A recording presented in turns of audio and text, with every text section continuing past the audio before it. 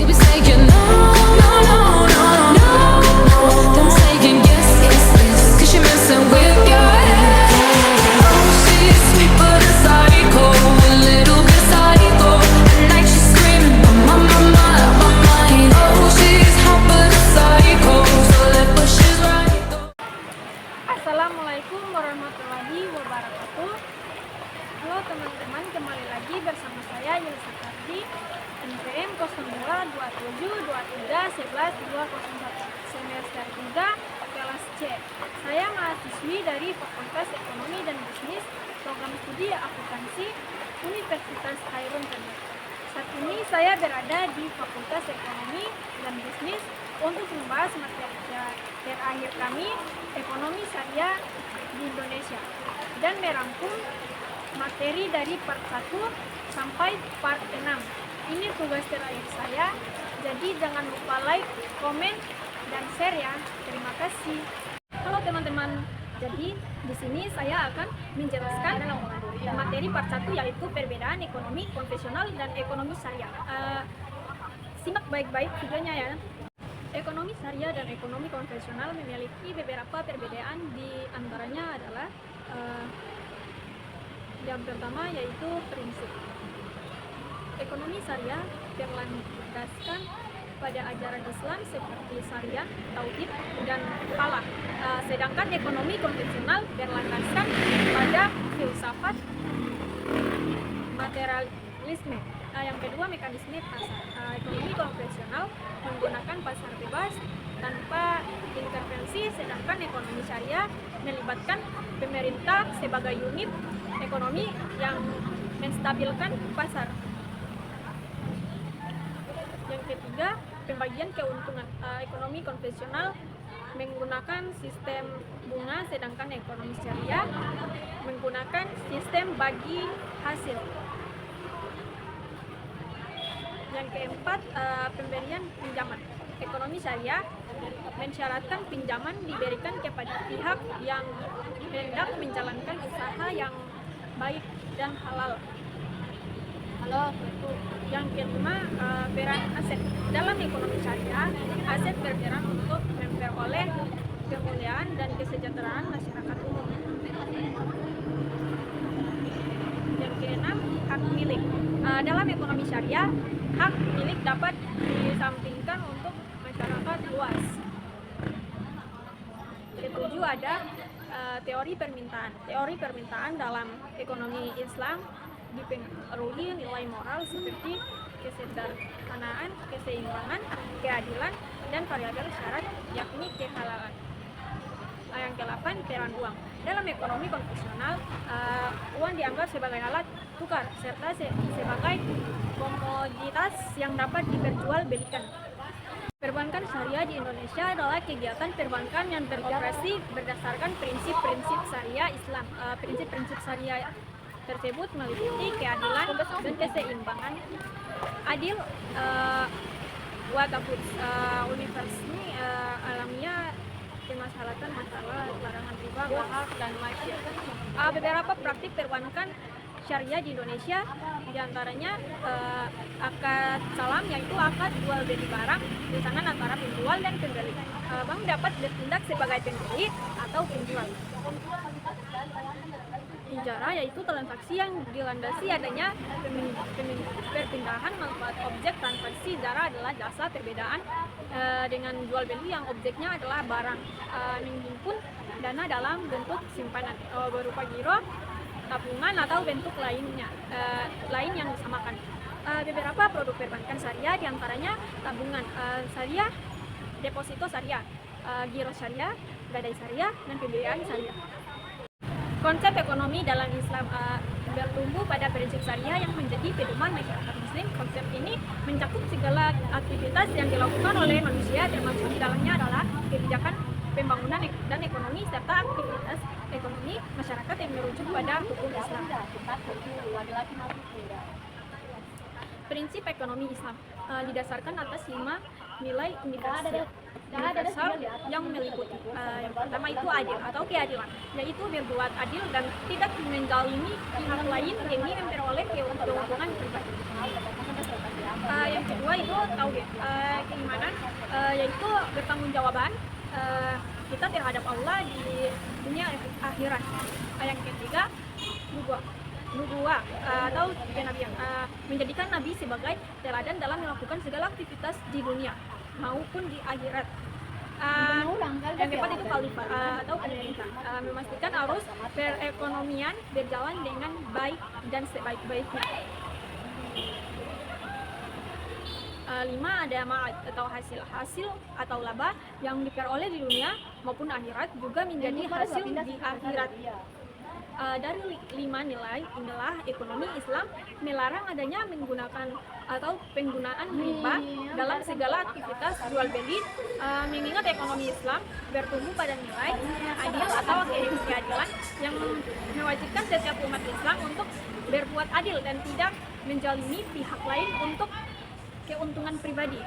Menurut An-Nabhani atau membangun sistem ekonomi alternatif perspektif Islam, Rasilah Gusti 1996 dalam membangun sistem ekonomi Islam terdapat 3 pilar yang menjadi asas utama, yaitu bagaimana harta diperoleh, alamil kaya, bagaimana pengelolaan kepemilikan harta, tasraful fil mikaya, serta bagaimana distribusi kekayaan di tengah masyarakat.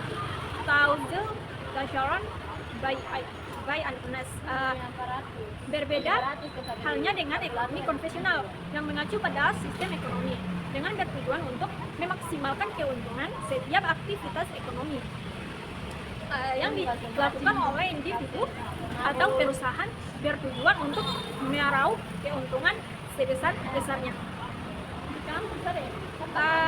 Dalam mencapai kesejahteraan ekonomi konvensional menganut metode produktivitas yang tinggi dengan pertumbuhan ekonomi yang stabil, sehingga dalam menjalankan roda perekonomian sistem konvensional mengizinkan penggunaan riba dalam transaksinya. Baik teman-teman, di sini saya akan membahas part 2 dan judul materinya praktik perbankan syariah di Indonesia. Perbankan syariah di Indonesia merujuk pada lembaga keuangan yang beroperasi berlandasan prinsip-prinsip syariah Islam. Bank syariah menghimpun, menyalurkan dana tanpa menerapkan riba atau bunga, serta menghindari investasi dalam sektor yang diharapkan seperti alkohol dan perjudian. Bank syariah juga menerapkan sistem bagi hasil di mana keuntungan dibagi antara bank dan nasabah sesuai dengan kesepakatan akad. Selain itu mereka berfungsi sebagai lembaga sosial, menerima zakat dan upah untuk disalurkan kepada yang membutuhkan.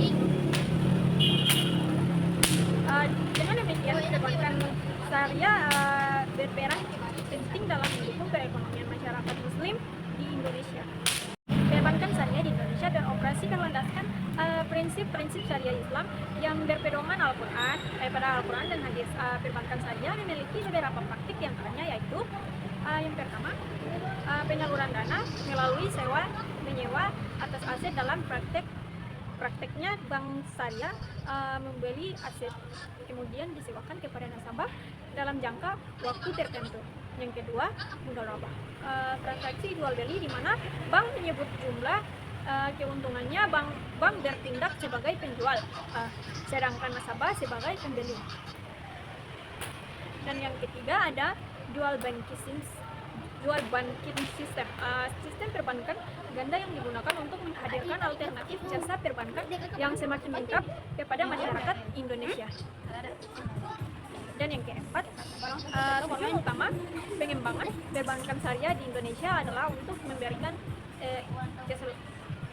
kemaslahatan terbesar bagi masyarakat dan berkontribusi secara optimal bagi perekonomian nasional.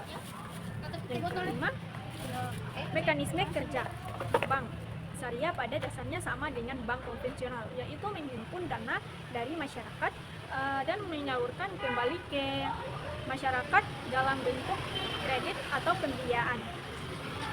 Perbankan syariah memiliki peluang dan tantangan, di antaranya peluang perbankan syariah memiliki peluang besar untuk berkembang di era masyarakat ekonomi ASEAN atau MEA karena tingkat pertumbuhan ekonomi yang masih tinggi.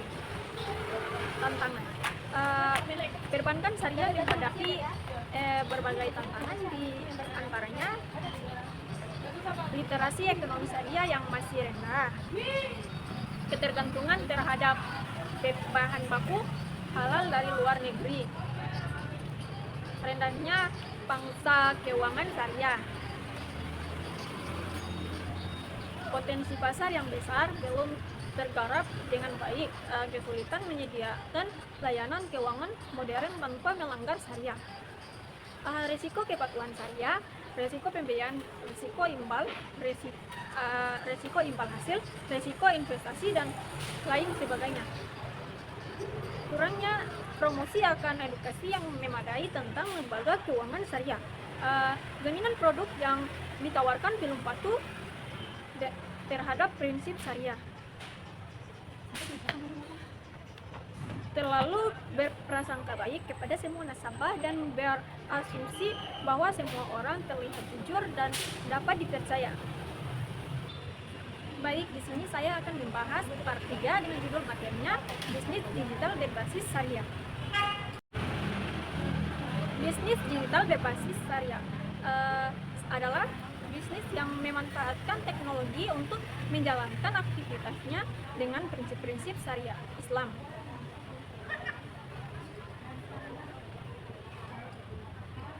Teknologi yang digunakan dalam bisnis digital berbasis syariah seperti aplikasi mobil, kecerdasan buatan dan teknologi blockchain dan dapat meningkatkan efisiensi transaksi, keamanan, dan pengalaman penggunaan.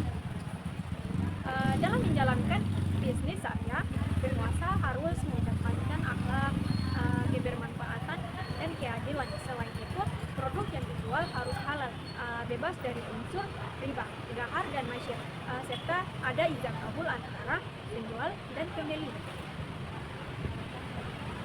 Fintech syariah adalah layanan keuangan yang menggunakan transaksi atau akad berdasarkan prinsip syariah. Fintech syariah ini berbeda dengan fintech konvensional yang berbasis bunga, sedangkan fintech syariah berbasis bagi hasil. Beberapa contoh fintech syariah di Indonesia antara lain adalah Dana Mas Investri, Amalta, Dompet Kilat, Bots, Toko Modalku, dan PT Akilan. Ekonomi syariah merupakan salah satu topik hangat yang acap kali diperbincangkan beberapa tahun kebelakang dan semakin mendapat tempat dalam perekonomian negara. Fakta ini sejatinya bukan sesuatu yang mengejutkan, meningkatkan Indonesia sendiri merupakan negara yang jumlah penduduk muslim terbesar di dunia. Selain itu, ekosistem ekonomi syariah di Indonesia secara global juga berada pada peringkat keempat, yang mana membuat ekonomi syariah terutama dengan industri halalnya dianggap mampu menjelma sebagai ceruk alternatif dalam mendorong pertumbuhan ekonomi atau dalam pertumbuhan ekonomi negara. Kesadaran yang akan pentingnya ekosistem ekonomi syariah dalam bentuk perekonomian negara ini pun semakin berkembang di era digital seperti sekarang dengan adanya upaya untuk memperkuat ekosistem ekonomi digital berbasis syariah di Indonesia. Upaya dalam melakukan digital ekonomi syariah ini pun dapat dilihat dari kemunculan berbagai macam produk digital berbasis ekonomi syariah seperti e-banking, e-commerce, e-learning, e-payment, e-business, dan lain-lain. Ansori 2016, ragam kemunculan produk-produk digital berbasis syariah ini pada akhirnya munculkan berbagai pertanyaan sosial perkembangan ekonomi syariah di dalam payung ekosistem ekonomi digital yang tentunya sangat menarik untuk dikaji lebih lanjut. Potensi besar ekonomi syariah dengan jumlah Populasi Muslim mencapai 87,2% dari total jumlah populasi di negeri ini. Sektor ekonomi syariah jelas merupakan sektor yang memiliki potensi yang begitu besar untuk dikembangkan. Aset keuangan syariah di Indonesia, Islamic Financial Assets, itu sendiri berjumlah sebesar 99 dolar miliar. Komenko Perekonomian 2021 terdapat berbagai sektor berbasis syariah dan memberikan sumbangsi akan potensi ekonomi syariah yang besar tersebut. Beberapa sektor tersebut di antara lain: pertama, halal lifestyle, yang mana dibuktikan dengan adanya pertumbuhan bangsa pasar sektor halal food chain atau HFC dengan kontribusi terhadap pertumbuhan ekonomi domestik di tahun 2020 sebesar 24,86%. Yang kedua, sektor keuangan berbasis syariah yang mana terus menunjukkan perkembangan yang begitu besar dari tahun ke tahun. Bahkan berdasarkan data dari OJK pada Januari 2021, aset dari sektor keuangan berbasis syariah pertumbuhan besar 14,2%. Jakarta di tahun 2021, potensi pertumbuhan ekonomi dari sektor ekonomi syariah ini diproyeksikan semakin mengingat adanya ekosistem digital yang semakin berkembang pesat hingga hari ini. Belum lagi kita berbicara soal peran Indonesia secara global. Indonesia memainkan industri halal global yang mana tentunya hal ini akan berimplikasi secara struktural. Artinya secara struktur Indonesia harus mampu memenuhi kebutuhan pasar domestik industri halal sekaligus berfokus pada pengembangan sasaran pasar ekspor industri halal dunia. Program upaya pengembangan potensi ekonomi digital basis syariah secara politik. Indonesia sejatinya telah memiliki master plan atau rencana strategis dalam pengembangan ekonomi berbasis syariah. Terima kasih. Baik, di sini saya akan melanjutkan materi berikut, yaitu materi part 4. Tentu mari kita bahas penerapan prinsip syariah pada industri perdagangan. Prinsip-prinsip dasar syariah dalam perdagangan. Yang pertama, 1. Keadilan. Semua pihak harus diperlakukan adil baik penjualan maupun pembeli. Tidak boleh ada penipuan, kecurangan atau eksploitasi. 2. Kejujuran.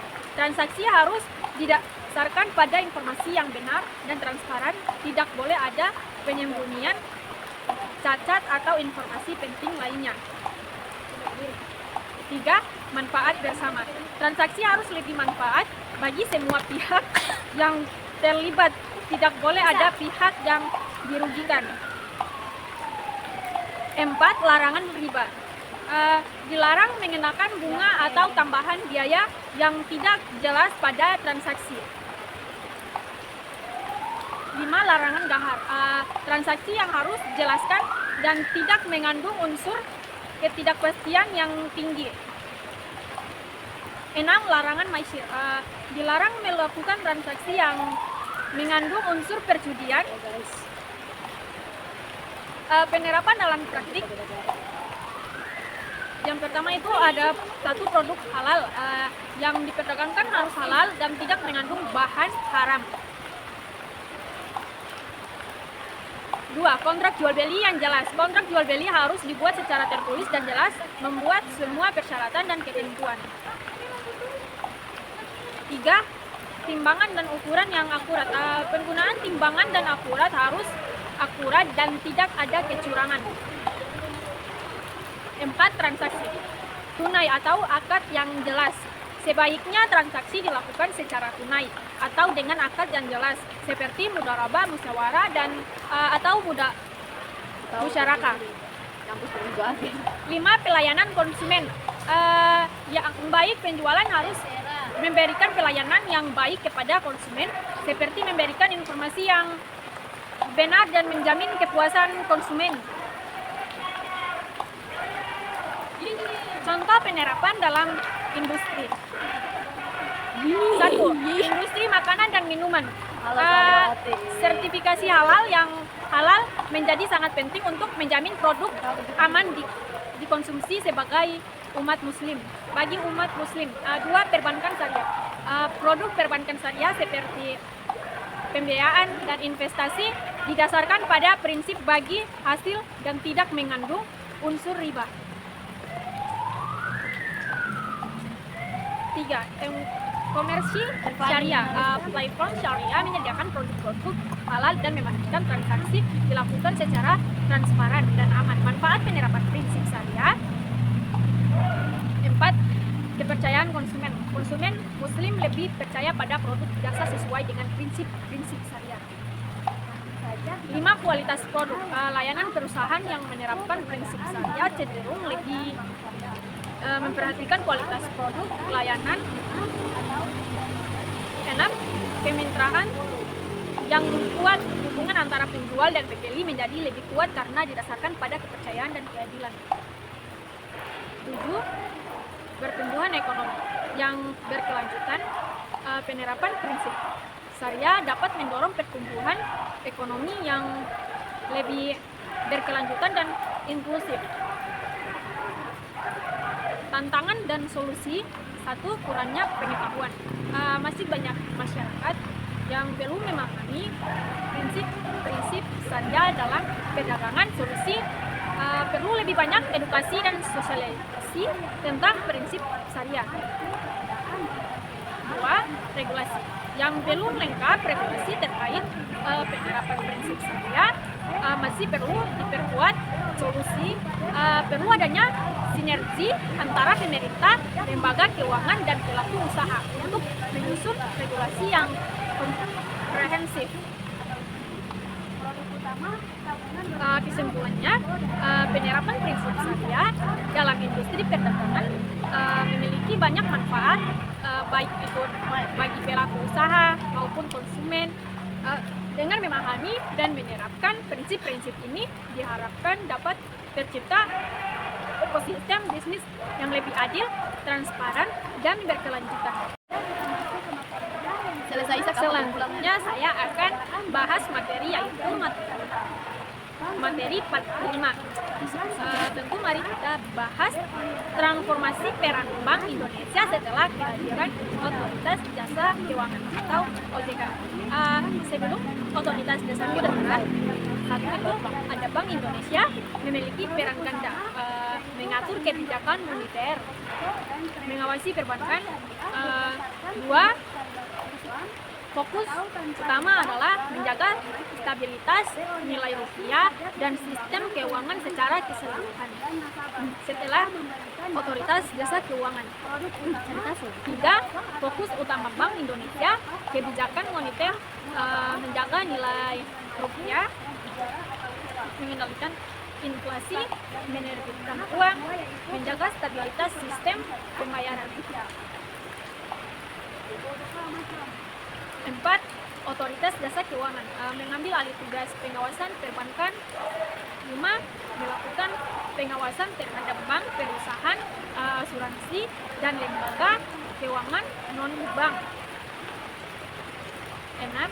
Memberikan izin usaha dan melakukan pemeriksaan berkala.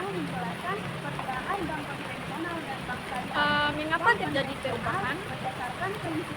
Konsumen tugas dengan tugas baik Bank Indonesia maupun OJK dapat lebih fokus pada masing-masing kewenangannya. Yang kedua, peningkatan efektivitas pengawasan yang lebih efektif diharapkan dapat meningkatkan stabilitas dan kesehatan sistem keuangan. Juga standar internasional. Pemilihan tugas ini sejalan dengan praktik terbaik di banyak negara. Dampak positif, satu, peningkatan kredibilitas Bank Indonesia dapat independen dan menjalankan kebijakan moneter. 2.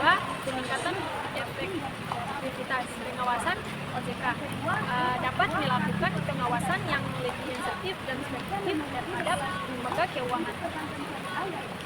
ketiga, peningkatan kepercayaan investor. Sistem keuangan yang lebih stabil dan terkenal menarik lebih banyak investor.